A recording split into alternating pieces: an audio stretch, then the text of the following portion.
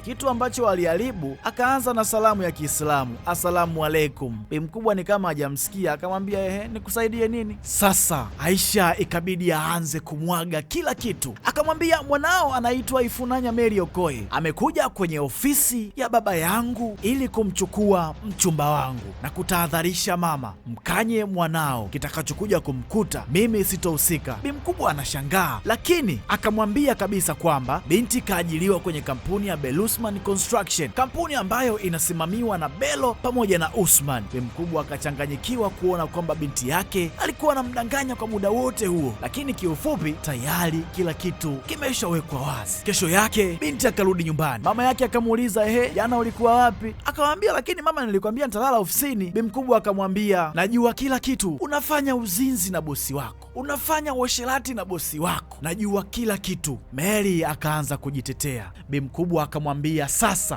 kuanzia kesho nataka urudishe gari na kila kitu ambacho umekifanya kwenye ile ofisi sahau, nataka isiwe kama ulishawahi kufanya kazi pale. Ifunanya analia, hataki kuelewa kitu kabisa, lakini bi mkubwa naye analia, yeye pia hataki kuelewa kitu vile vile. Mzee akaongea kiume, sitaki kukuona tena kwenye ile ofisi. Sasa noma inakuja. Ifunanya naye akaanza kujibu mashambulizi kwamba hawezi kumwacha Hamza na hawezi kufanya kitu chochote ambacho kinaweza kikazuru moyo wake. Yaani kimsingi hakuna kitu atamwambia alafu akielewe kabisa. Mama analia, anaona kama anampoteza mwanaye. Mzee tayari kashamfukuza binti. Huko upande wa pili pia mzee Belo amembananisha mwanaye, akamwambia, kwa hiyo unalala na binti wa Kikristo, unazini, unafanya naye uasherati. Mzee Hamza akajibu na yeye akasema, mimi sijalala naye ila ni mchumba wangu. Mzee akawaka. Hamza akamwambia, baba, nachokifata mimi ni amani ya moyo wangu, sina kitu kingine. Mzee akasema, ongea vyote, lakini utaenda kumwoa Aisha kama tulivyopanga. Mwamba akasema, mzee, umeniongoza sana kwenye maisha yako yote, sasa ni wakati wa mimi kufanya machaguo yangu. Mzee akasema, kama wewe ni mwanangu kweli,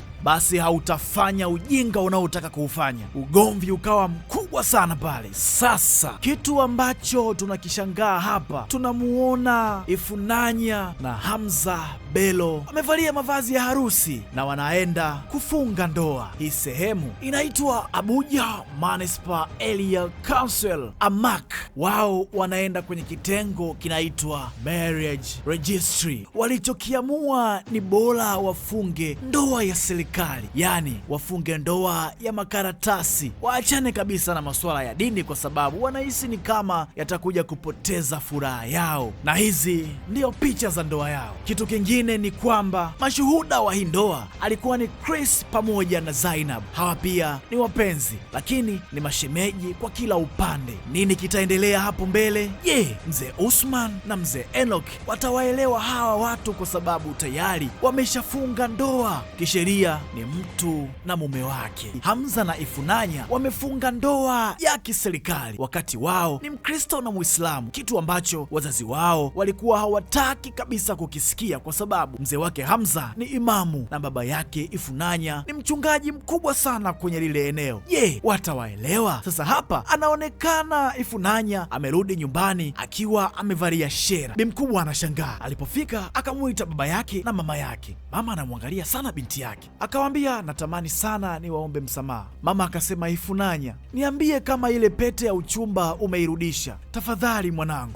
Ifunanya akasema, sijairudisha pete. Baba akasema, unasemaje? Ifunanya ikabidi anyooshe, akawaambia, tumeshafunga ndoa. Mama akasema, ni ndoa ya aina gani mmefunga nyie? Ifunanya akasema, tumefunga ndoa ya mahakama. Mama presha ikapanda, ila Ifunanya ikabidi awanyoshe, akawaambia, hakuna namna ambayo mtanieleza nikaelewa. Baba akasema, ina maana binti hujanisikiliza mimi na umeenda kuolewa na Muislamu? Binti akasema, baba, mimi nimefuata mapenzi. Mzee akasema, mpumbavu wewe, usiongee na mimi kama hivyo. hivyo? Baba akasema, ulichokichagua umekichagua mwenyewe binti yangu, sihusiki na chochote kabisa. Mambo yalikuwa magumu sana. Huku upande wa pili pia mzee Usman na mzee Bero wamekutana. Mambo yameshakuwa mambo. Bwana Hamza ndo kashaoa. Hapa mzee Usman amekuja kumfokea mzee mwenzake. Kwa nini karuhusu hiki kitu? Ni upumbavu wa hali ya juu sana. Ni ishara tosha kwamba mzee hana akili, na mzee akatishia kwamba ataipokonya kampuni na kila mtu atabaki na share yake. Baada ya Hamza kurudi,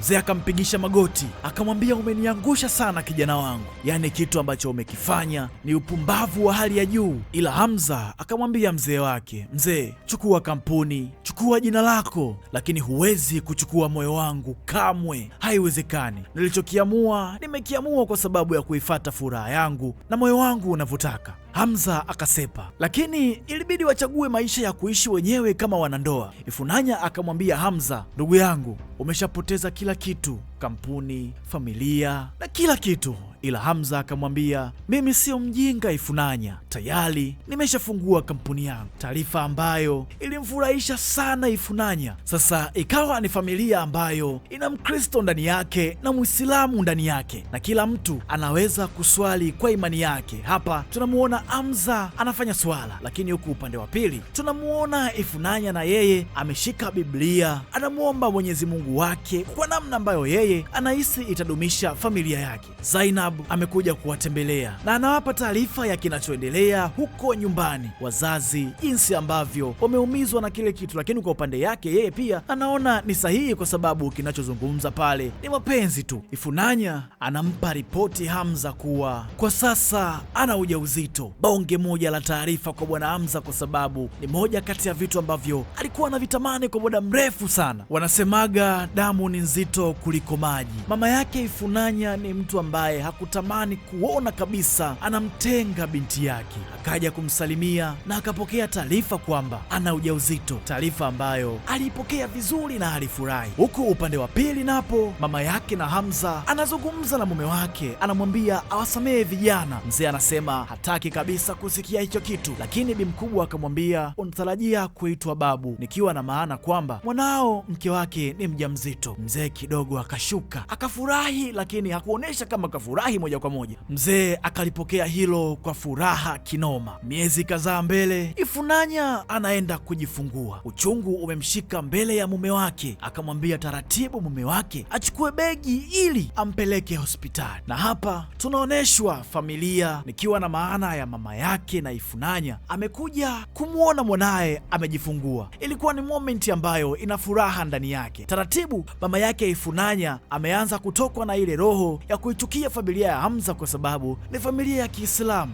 Sasa bi mkubwa wakati anazunguka kwenye nyumba ya Hamza anashangaa kuona nyumba ya Hamza imejaa mistari ya kwenye Qur'ani peke yake. Hakuna hata mstari mmoja wa kwenye Biblia, wakati mule ndani wanaishi wawili, Mkristo na Muislamu, kitu ambacho hakukipenda. Ikabidi amuite mwanaye, akamuuliza, wewe hivi una akili kweli? Kwa nini kwenye nyumba yako kinachozungumzwa ni Qur'ani peke yake? Ifunanya akamwambia, mama, mume wangu ni Muislamu na sitaki kufanya mambo yawe complicated, tafadhali usiingilie mipaka ya familia yangu.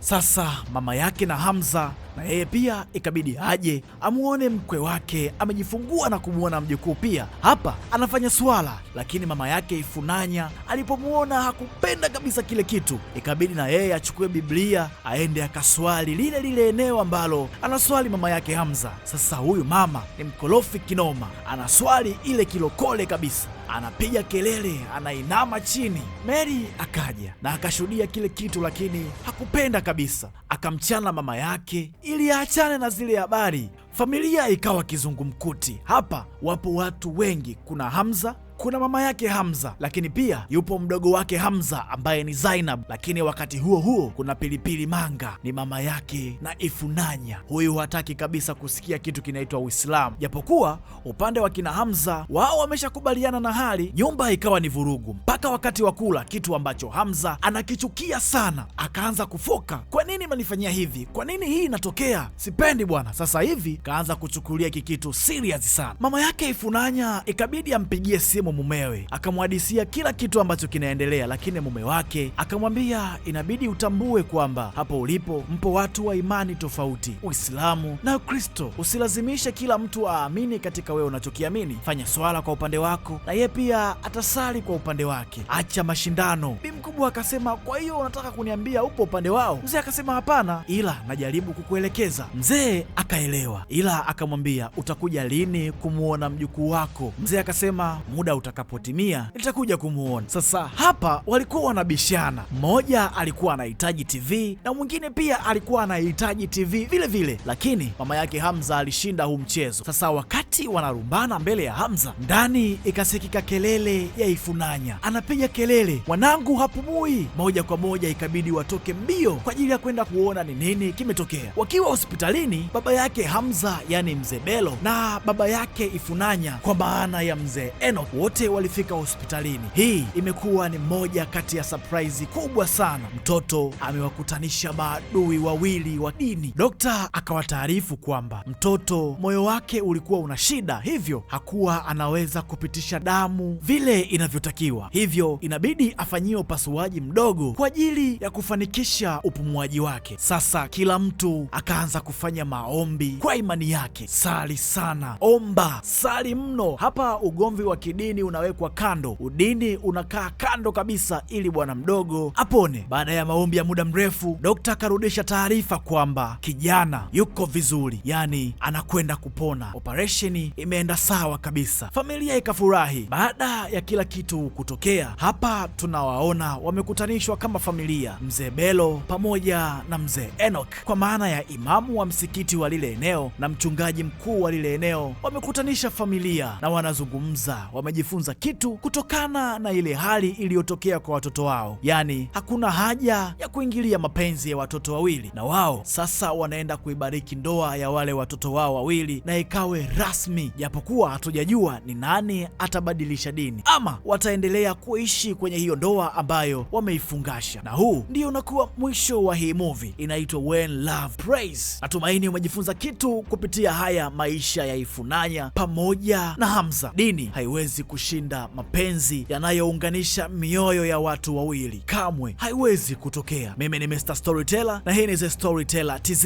Usisahau kushare, kusubscribe, kulike na kucomment ili na wewe pia uwe ni moja kati ya watu ambao wanapendelewa kupata movie kali kama hizi mwanzoni kabisa.